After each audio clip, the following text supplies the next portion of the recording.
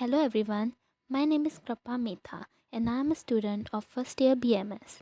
Today we are going to talk about a very common problem, the varicose veins. Many people ignore it, but it can affect daily life seriously. Let's understand what it is, why it happens, and hear it from real patients. Now, what are varicose veins? The varicose veins are swollen, twisted, bulging veins, often blue or purple, that appear just under the skin, commonly in the legs, caused by weakened valves that fail to keep the blood flowing to the heart, leading it to pull and enlarge the vein, causing aching, heaviness, and cramps. Why mainly legs are affected? Since our leg work against the gravity, weak valves here cause faster pooling of blood, making varicose veins more common in the lower limbs. Varicose veins develop gradually and are commonly divided into stages. First, the veins appear normal with no visible changes.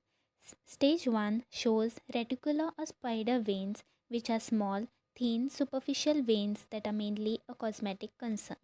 In stage 2, true varicose veins develop. These are dilated, tortuous veins caused by valve incompetence and venous reflux. Stage 3 is marked by edema of the lower limb, especially around the ankle due to chronic venous congestion. The final stage include skin changes such as varicose eczema, pigmentation, and in severe cases, tropic or venous ulcers, indicating advanced chronic venous insufficiency. Early diagnosis and treatment can prevent progression to these complications. Now, what are the causes of the varicose veins? Mainly, it is the family history, age, gender, work, pregnancy, overweight, and obesity.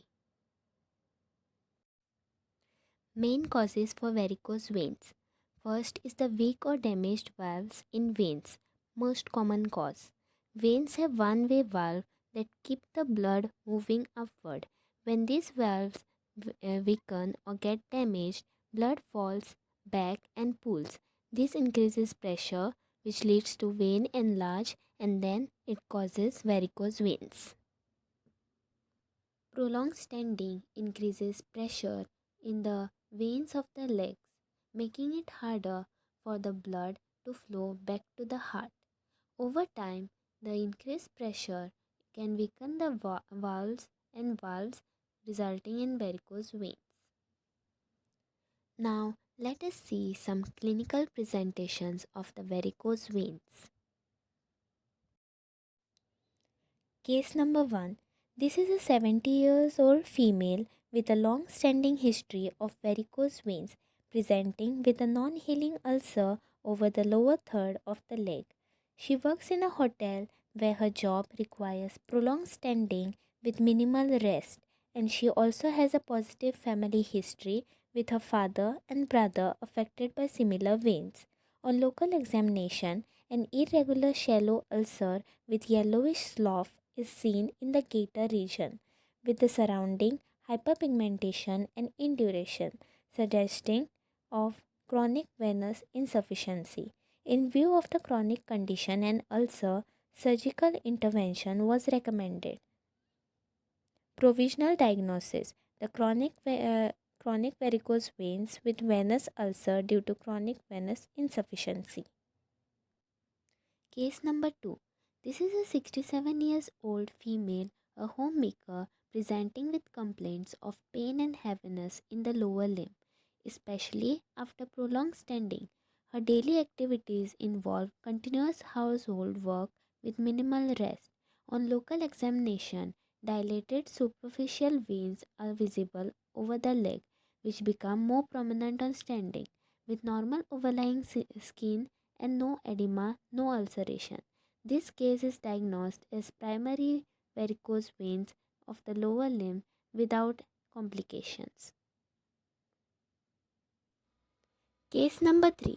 This is a 35-year-old pregnant woman in her ninth month of gestation who presented with occasional heaviness in the legs. On local examination, A single mildly dilated superficial vein is seen over the lower leg and foot area, along with few spider veins over the thigh. The skin appears normal with no edema, pigmentation, or ulceration. This represents a case of very mild pregnancy associated varicose veins managed conservatively. Case number 4. This is a 55-year-old female presenting with complaints of prominent vein, pain, and heaviness in the lower limb.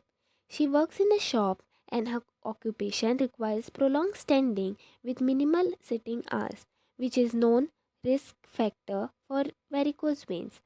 On local examination, dilated superficial veins are visible along the leg with mild skin discoloration and dryness, suggestive of early chronic venous changes, and no active ulceration. This case is diagnosed as primary varicose veins of the lower limb.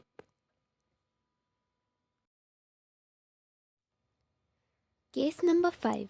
This is a 48 years old female patient with long standing complaints of leg pain, heaviness, and swelling.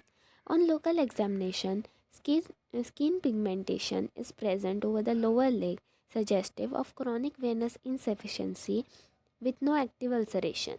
This case is diagnosed as primary varicose veins on the left lower limb.